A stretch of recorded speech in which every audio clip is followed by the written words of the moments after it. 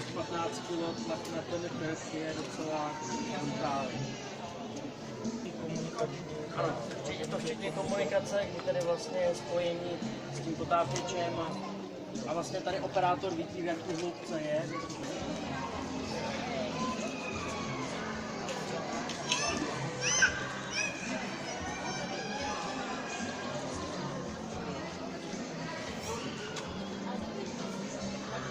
Záložní technika i pro celý Královéhradecký kraj a nejenom pro Královéhradecký kraj. Můžu zmínit například technický automobil potápěčů, který se využívá v rámci mezikrajské výpomoci, protože u nás na centrální stanici v Hradci Králové slouží potápěči na směně A. Je tedy 6-7 potápěčů, kteří jsou připraveni zasáhnout na území Královéhradeckého, Pardubického, ale i Olomouckého kraje. To znamená, když slouží směna A a jsou potřeba potápěči, tak máme zásah na tyto 3 sousední kraje. Není to jenom technika potápěčů, můžete tady vidět i další speciální techniku výškového pracovníka nebo horolezce a ukáže vám záchranu pomocí lanové techniky. Už jsem nakousla tyto ukázky, které nás čekají do pás diváky. Doufám, že se najde nějaký odvážný figurant, který se posadí do havarovaného vozidla a naši hasiči ho budou vyprošťovat. Nezachováte chladnou hlavu, je požár rozšířený na celou kuchyni. Takže i na to se můžete těšit, kdy je zaparkovaná automobilová plošina Brouto. A samozřejmě tady na nábřeží před stanicí automyčky, vedle autodílny, občas tam vychází takový světlý kouř. Máme zakouřený prostor a tím vám chceme ukázat, nebo abyste si i vy sami vyzkoušeli hasič. Za autodílnou v rohu v areálu ještě za jezdovou cisternou a automobilovým žebříkem najdete stanoviště lezecké skupiny. Tam si můžou zejména děti vyzkoušet, jaké to je projet se po lanovce v nosítkách. To je ta doba, kdy vysílali na nové techniky zvednout nějaké. Takže ten využíváme zejména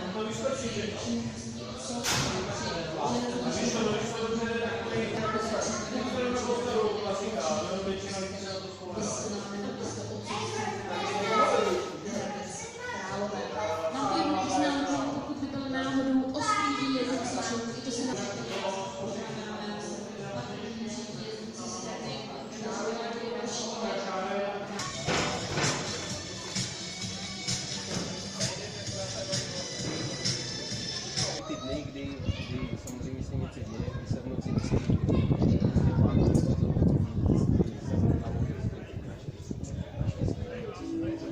tak, jdeme.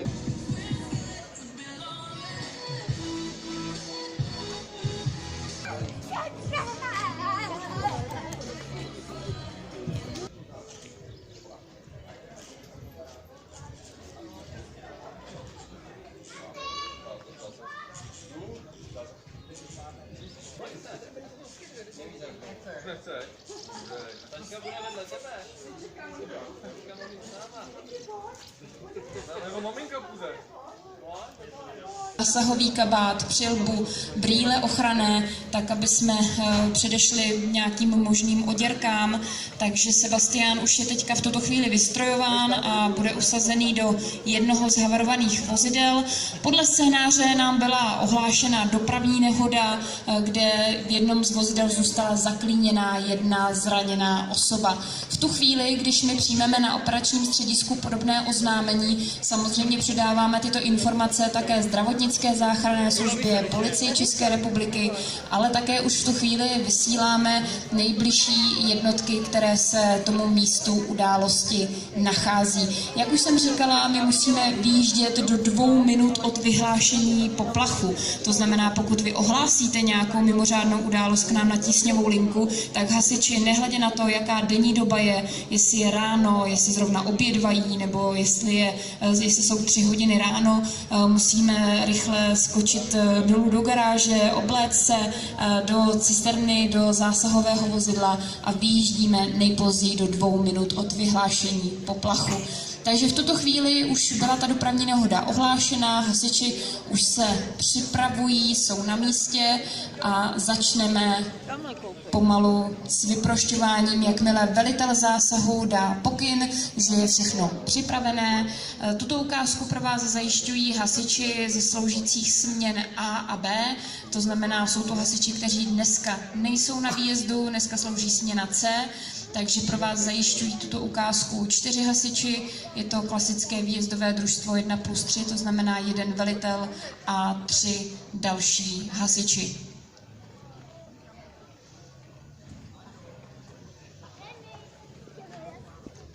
Musíme si připravit všechny prostředky, technické prostředky, které budeme potřebovat.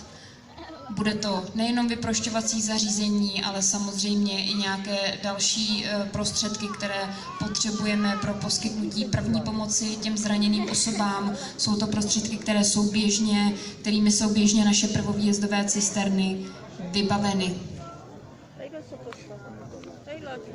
Velitel zásahu dává pokyn, že můžeme začít, takže dámy a pánové, první dynamická ukázka na dni otevřených dveří na centrální stanici v Hradci Králové, vyproštění zraněné osoby. Pane veliteli, je to na vás. Při každém zásahu jeden z jednotky musí být velitel, protože někdo musí udílet ty pokyny, co se bude zrovna dít, musí organizovat práci. Je to týmová práce, to znamená, že každý z těch hasičů v rámci týmu má svůj úkol. Vidíte, že jeden z hasičů zajišťuje místo události, umisťuje výstražné kužely, protože pokud my přijedeme na místo nějaké dopravní nehody, musíme to místo zajistit, aby celý ten zásah byl bezpečný i pro všechny složky IZS, to znamená nejenom pro hasiče, ale i pro zdravotnickou záchrannou službu a pro policisty, kteří se na tom místě budou pohybovat.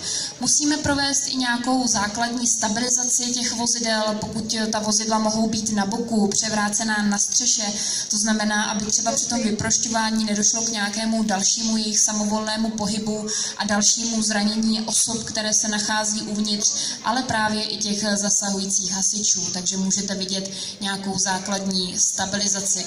V tuhle chvíli už jsou hasiči i uvnitř, snažili se dostat nějakým způsobem k té poraněné osobě, navázali s ní kontakt a zjišťují, jak je na tom, jaká může mít poranění, jestli vůbec komunikuje, jestli je při vědomí. Standardně kdyby to byla zdravotnická záchranná služba a pokud by ten prostor to umožňoval, tak bychom dovnitř toho vozidla poslali i zdravotnického záchranáře. Každopádně i hasiči jsou proškoleni pro poskytování první té předlékařské pomoci.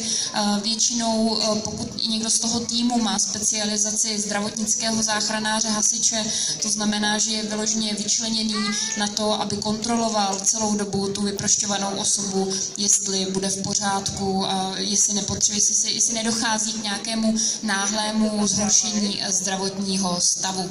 Takže můžete opět vidět, říkám, s pomocí stabilizační tyče jeden z hasičů stabilizuje ten zelený automobil tak, aby nedošlo k jeho pádu. To samé podobné stabilizační úkony se dějí i na druhé straně toho stříbrného vozidla, což vy úplně teďka si nevidíte. A každopádně připravujeme si celý ten výjev, který vidíte na to, že budeme vyprošťovat tu zraněnou osobu. Hasiči samozřejmě musí zvážit, jaký ten způsob vyproštění bude. Velitel zásahu zváží situaci a podle toho, jak jsou ta vozidla deformovaná, tak budou hasiči zvažovat cestu, jakou si musí vytvořit k tomu zraněnému člověku, k té zraněné osobě, kudy k němu půjdou. A je to různé, záleží zkrátka na deformaci toho vozidla. Někdy je potřeba střihnout bok, můžeme střihnout ale také střechu, nebo se někdy do těch vozidel dostáváme i pátými zadními dveřmi, odstřiháváme sedačky, takže je to různé. Tyto scénáře trénujeme pravidelně, hasiči jsou proškolováni ve vyprošťování zraněných osob z havarovaných vozidel, dokonce je to disciplína, ve které se soutěží. Každé 2 roky se pořádá krajská soutěž, kterou máme společně s Pardubickým krajem a také každé 2 roky se pořádá mistrovství republiky ve vyprošťování u dopravních nehod, takže je to i disciplína, ve které se dá soutěžit, která se hodnotí. Potom by tady byli rozhodčí, kteří budou hasičům koukat pod ruce a budou hodnotit nejenom jejich postup, ale i organizaci celé týmu, komunikaci mezi sebou, jak si hasiči říkají, co a jak se děje, co a jak budou dělat, ale samozřejmě hodnotí ti rozhodčí potom také i to, jak se hasiči starají o tu zraněnou osobu a jak šetrně k tomu přistupují. Standardně, pokud bychom tohle brali jako nějaký soutěžní pokus, tak na to vyprošťování při soutěžích bývá limit 20 minut. Každopádně může se vám to zdát hodně, může se vám to zdát málo, ale můžu říct, že někdy těch 20 minut je i dost limit, který často i překračujeme. Pokud to jsou těžké vyproštění u vážných dopravních nehod, skutečně vycházíme z našich reálných zkušeností, tak někdy to vyproštění, pokud to dovolí zdravotní stav pacienta, může trvat i desítky minut, to znamená třeba 45 minut, ale pamatujeme také dopravní nehodu s vyproštěním řidiče nákladního vozidla a to vyproštění trvalo 5 hodin. Jestli si to dovedete představit, že jste 5 hodin někde zaklíněni, ale pokud skutečně, tady to myslím byla zrovna dopravní nehoda, kdy nákladní vozidlo narazilo do rodinného domu, bylo značně zdeformované, a takže to vyproštění bylo velmi, velmi náročné. Můžete vidět, že si hasiči připravují to vozidlo, umísťují tam různé clony, dávali tam dovnitř deku. Je to z jednoho prostého důvodu. Snažíme se ochránit tu zraněnou osobu před různými úlomky, tak aby nedošlo k nějakému dalšímu poranění. Přece jenom vidíte, že hasiči pracují s hydraulikou, to znamená, je to nářadí, které má velkou sílu, dokáže stříhat a mačkat a roztahovat plechy, takže přece jenom může docházet k nějakým úlomkům, mohou se rozbít okna, takže další střepy, skelný prach. Proto se snažíme toho zraněného co nejvíce ochránit, tak, aby nedošlo k nějakému dalšímu sekundárnímu poranění. Jak už jsem říkala, hasiči pracují s hydraulickým vyprošťovacím zařízením. Vidíte, že to zařízení je napojené hadicí na elektrocentrálu. To zařízení je velmi těžké, když si vezmete, že potom hasiči s tím pracují několik desítek minut a jedno takové vyprošťovací zařízení může vážit 15, ale klidně i 20 kg. Takže vemte si, že potom pracovat s takovým technickým prostředkem takovou dobu je velmi fyzicky namáhavé. Může se stát, že i hasiči s tím pracují v poloze, že musí mít zvednuté ruce nahoru, takže potom ta práce není vůbec jednoduchá. V dnešní době se už často také používá bateriové vyprošťovací zařízení, které také v dohledné době jim budou vybaveny naše cisterny, takže potom už tam odpadá ta elektrocentrála a ta hadice, kterou vede vůbec ten hydraulický pohon, takže potom už se dá pracovat i s bateriovým zařízením. Je to samozřejmě o něco jednodušší, ale o nic méně lehčí.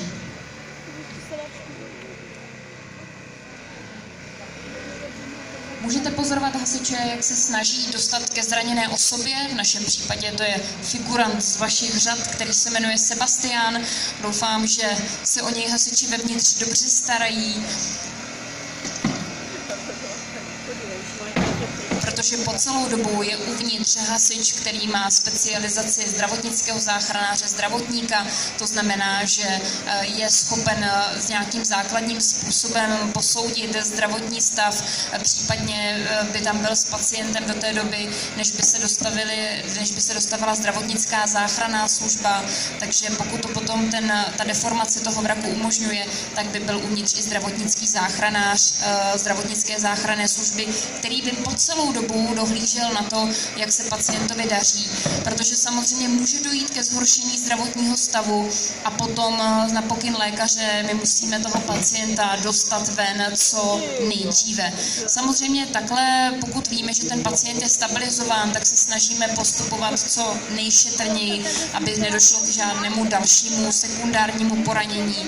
Při takových dopravních nehodách hrozí poranění páteře, nějaké vnitřní zranění, vnitřní krvácení. Takže skutečně musíme postupovat velmi opatrně a velmi šetrně vzhledem ke zraněním té osoby. My My můžeme vidět, že jsme pro ukázku využili starší vozidla, ale samozřejmě po našich silnicích jezdí i nové, velmi odolné vozy, což je samozřejmě bonus pro vás jako pro řidiče, kteří si žádáte co největší bezpečnost. Samozřejmě potom tady ta nová vozidla jsou odolná i vůči našim zařízením, to znamená dostat se do takového nového vozidla je pro nás o něco horší, o něco náročnější. Každopádně i to trénujeme. Pravidelně navštěvujeme Škodovku Mladé Boleslavi, která nám vyčleňuje nové vozy, které prakticky sjeli z linky, ale mají nějakou výrobní vadu, tak abychom mohli trénovat i na těch nejnovějších, nejodolnějších materiálech a mohli si vyzkoušet, jak naše vyprošťovací zařízení na tyto materiály bude reagovat.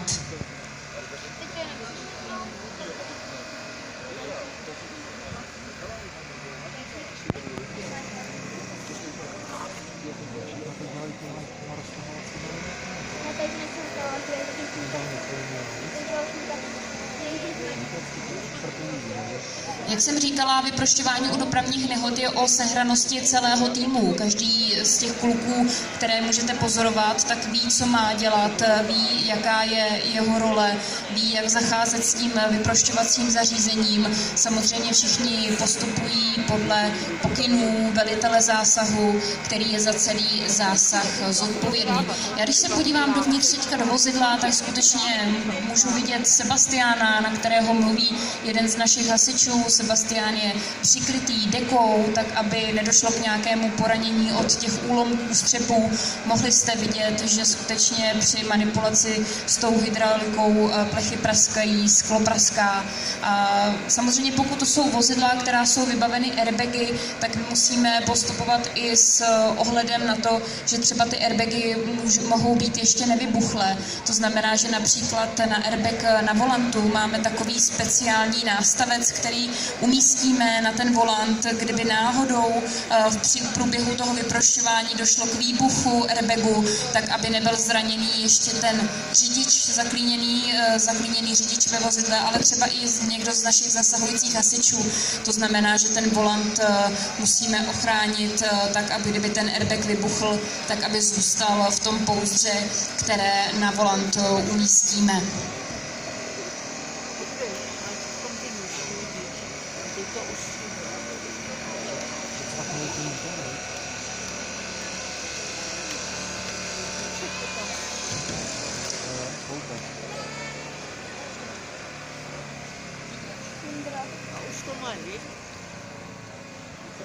Vidíme, že hasiči zvolili cestu, jak se dostat ke zraněné osobě právě tím, že postupně odříznou pomocí hydrauliky celý bok toho vozidla, tak aby si utvořili pohodlnou, v úzovkách pohodlnou přístupovou cestu, protože při vyprošťování té zraněné osoby, jak jsem říkala, je potřeba postupovat velmi opatrně. To znamená, že ten pacient je potom umístěn na páteřní desku, která nám dělá takovou oporu, aby byl skutečně člověk na tvrdé podložce a nedošlo třeba k dalšímu poškození páteře.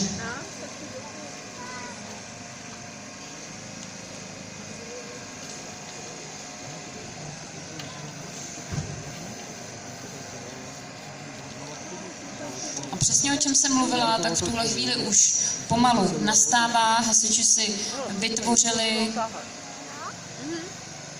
cestu ke zraněnému, pomalu ho pokládají a jeden z hasičů už v ruce drží tu žlutou páteřní desku, kterou teď začnou pod zraněného pomalu umisťovat.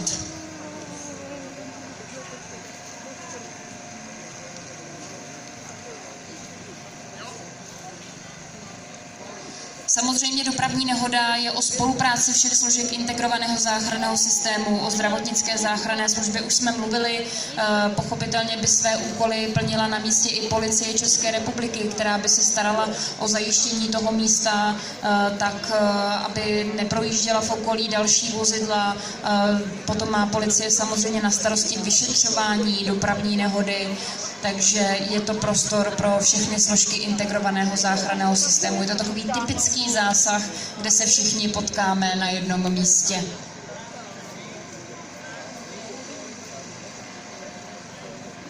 Vyprošťování té osoby na páteřní desce musí probíhat velmi koordinovaně, všichni musí v uvozovkách táhnout za jeden provaz, tak aby to bylo co nejméně bolestivé pro našeho pacienta. A vidíme, že pacient je v pohodě, na desce, vynášen z vozidla, odnášen na stanoviště v uvozovkách zdravotnické záchranné služby, kde bychom ho předali do péče sanitky. Já myslím, že můžeme našim hasičům zatleskat a poděkovat. A samozřejmě děkujeme i Sebastiánovi, který nám dělal statečného figuranta, který se trochu možná u toho zapodil v tom zásahovém kabátu. Takže ještě jednou děkujeme Sebastiánovi i hasičům ze směn A a B tady na centrální stanici v Hradci Králové na nábřeží u přívozu za ukázku při vyprošťování zraněné osoby z havarovaného vozidla. My samozřejmě jsme odstartovali teďka takový blok dynamických ukázek, takže toto byla první ukázka a my se už pomalinku začneme chystat na ukázku číslo 2.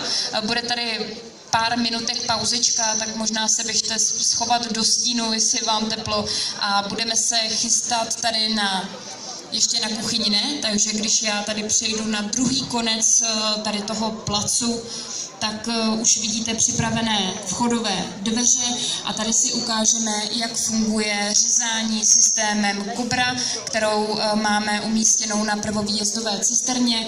Je to systém, který nám umožňuje ochladit uzavřené prostory, kde hoří, ještě předtím, než se dovnitř dostanou hasiči. To místo může být pro ně nebezpečné, proto by velitele zásahu, protože samozřejmě i při požáru máme nějakého velitele zásahu, nejenom při dopravní nehodě, budeme za chvíli připraveni.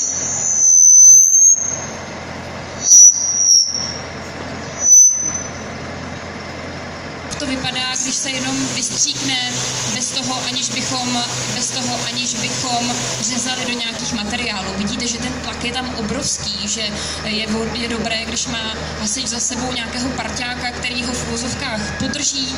Můžeme teďka sledovat, jak to vypadá, když tou kobrou se budeme snažit proříznout obyčejné dveře, bez jakékoliv ocelové výstuže. Vidíte, že to byl zlomek, byly to asi 3 vteřinky možná, než ten vodní paprsek prošel těmi obyčejnými dveřmi. Teď si ukážeme, máme tam i místo, kde ještě jednou si ukážeme, kdo to nestihl. Podívejte se, jak to vypadá, když ta kobra se opře do dveří, které nemají vůbec žádnou ocelovou výstuž. Vidíte, že ten paprsek vodní je pod takovým tlakem, že těmi obyčejnými papundeklovými dveřmi prošel prakticky i hned. Byla to otázka pár vteřinek. Stejně tak možná o malinko něco pomalejší, ale i tak to bude rychle. Bude, když zkusíme vodní paprsek, který by měl projít dveřmi s ocelovou výstuží. V těch dveřích vedle máme ocelový plát. Vidíte, že to trvá malinko delší dobu. Není to tak rychle jako u těch obyčejných dveří.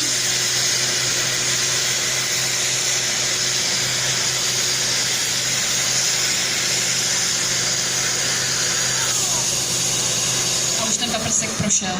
Takhle to vypadá, jak trochu ocelový plát odolával tomu vodnímu paprsku, ale vemte si, že skutečně jsme pořád bez toho abraziva. To znamená, vodní paprsek pod velkým tlakem je schopen projít, ukážeme si to ještě jednou, je schopný projít různými materiály. Bez toho abraziva projdeme takhle s materiálem typu cihla, dřevo.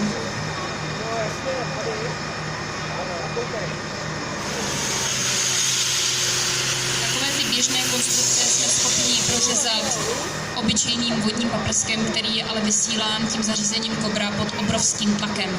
Takže to byly ukázky dveří a hasiči si pro vás připravili také ještě další, jeden z takových odolnějších materiálů, než jsou obyčejné dveře nebo dveře vystužené tím ocelovým plátem, a to je železobetonový panel. Je to železobetonová konstrukce, s tím se můžeme setkat například při hašení různých zemědělských objektů, průmyslových objektů, hal.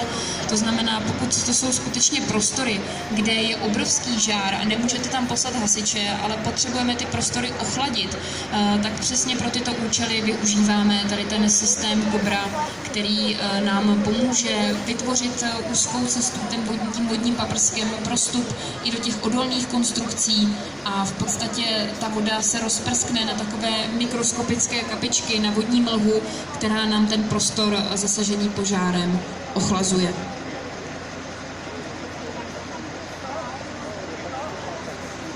To musíme ukazovat tady v té části, nemůžeme to samozřejmě namířit proti vám, protože jakmile ten vodní paprsek projde tím materiálem, který zkoušíme, tak samozřejmě by vás to mohlo poranit, proto musíme zvolit takovouto cestu.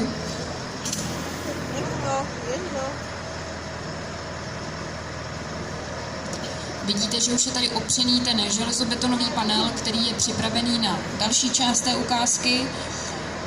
Já mezi tím můžu říct něco o tom systému Cobra jako takový. Máme ho na prvovýjezdové cisterně tady na centrální stanici v Hradci Králové. Samozřejmě tím systémem Cobra jsou vybaveny i další cisterny na území Královéhradeckého kraje na stanicích profesionálních hasičů. Ten systém, jak už jsem říkala, je určený pro hašení a řezání vodním paprskem s možností příměsi abraziva. To abrazivo právě způsobí, že ten vodní paprsek bude moci projít i těmi velmi odolnými materiály, jako je třeba i ten železobetonový panel. Představte si, že hned za tryskou, a to až do vzdálenosti půl metru, vzniká řezní efekt vody, který se s přimísením abraziva samozřejmě zvyšuje. Ten proud vody, jakmile projde tím materiálem, se tříští a rozprašuje se až do vzdálenosti 7 metrů a potom vytváří tu velmi jemnou vodní mlhu.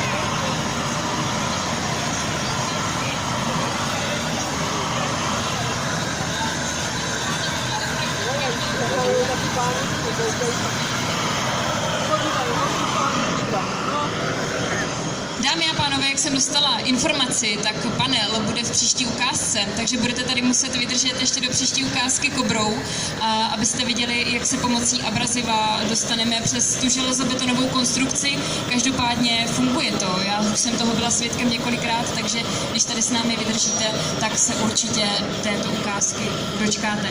Každopádně mezi tím, jak jsem říkala, jedeme celý blok dynamických ukázek, to znamená, že teďka po takovém rychlé Cobře, jak jsme mohli vidět, která je schopná prořezat různé materiály, si ukážeme takový požár, který může vás potkat kohokoliv v domácnosti ve vaší kuchyni. Vidíte, že v naší provizorní kuchyni, není to ani značka IKEA, ale můžeme vám ještě tak dát kontakt na jednoho hasiče, který ji dával dohromady tady na naší truhlárně. Takže v naší provizorní kuchyni se už připravuje nedělní oběd. Každopádně někdo to přehnal s tím olejem a s nepozorností, a to znamená, že se nám vznítil olej na pánvičce. My vám teďka ukážeme, jakým způsobem se dá postupovat v domácnosti tak, abyste ten požár uhasili, aniž by se vám něco stalo. Vidíte, že hasič si namočil ručník, hadr, utěrku, zkrátka, co najdete po ruce, a ten mokrý hadr jenom zkrátka přeložíte přes ten hořící hrnec nebo hořící pánvičku. Samozřejmě by to vyžadovalo od vás to, abyste ten hadr tam chvíli nechali, abychom zabránili přísunu kyslíku k tomu požáru, tak aby se ten požár zkrátka samouhasil a nerozšířil se nikam dál.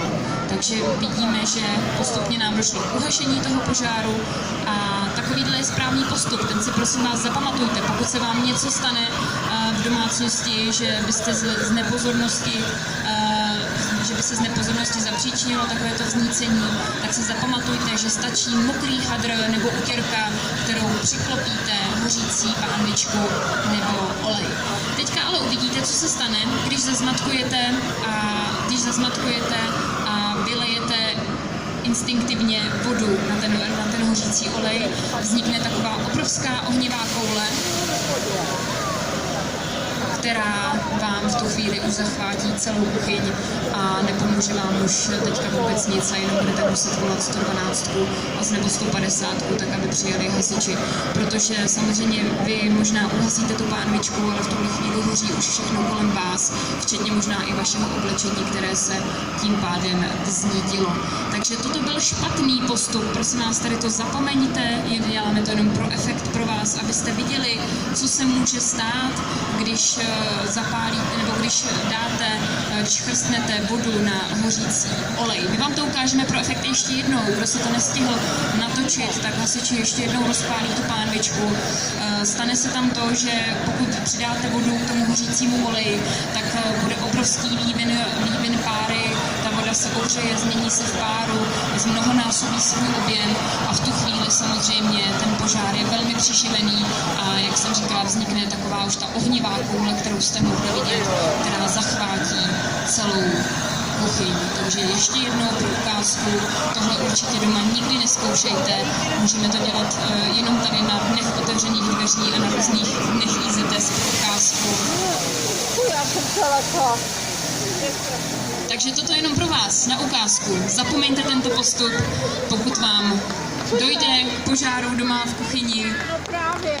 Sáhněte po mokrém hadru nebo utěrce a potlesk pro naše hasiče ze směny B a A, kteří se postarali o tuto ukázku hašení požáru v domácnosti. My děkujeme a rovnou se pomalu můžeme přesunout před areál naší stanice, kde nás čeká poslední ukázka v tomto dopoledním bloku dynamických ukázek a to bude záchrana osoby z výšky, pro kterou využijeme automobilovou plošinu Bronto, která už je tam nachystaná a je tam nachystaná.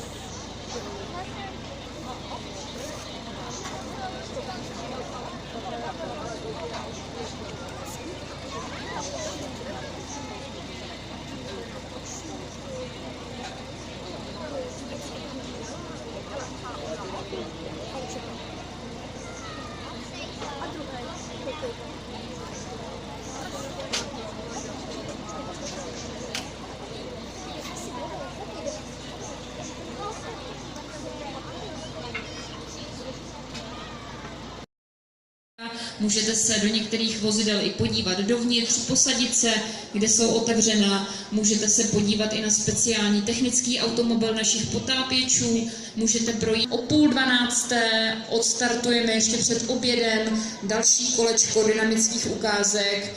Zabere to dohromady asi půl hodinky. Uvidíte simulovanou dopravní nehodu, způsoby hašení pomocí systému Cobra, kterým řežeme různé materiály pomocí vodního paprsku a uvidíte také simulovaný požár v domácnosti a záchranu osob z výšky.